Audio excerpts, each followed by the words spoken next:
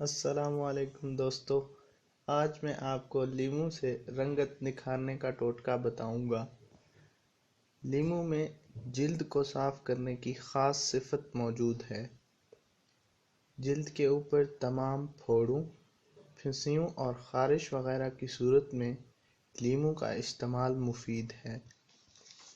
لیموں انسان کے جسم میں یورک ایسڈ کو ختم کرتا ہے۔ لیموں کے رس میں وٹامن سی اور وٹامن بی پایا جاتا ہے۔ لیموں سے رنگ گورا کرنے کا ٹوٹکا بھی موجود ہے۔ ایک پیالی میں حسب ضرورت لیموں لیں اور 1 عدد روئی کا بال لیں۔ اپنا چہرہ اچھی طرح دھو کر خشک کر لیں۔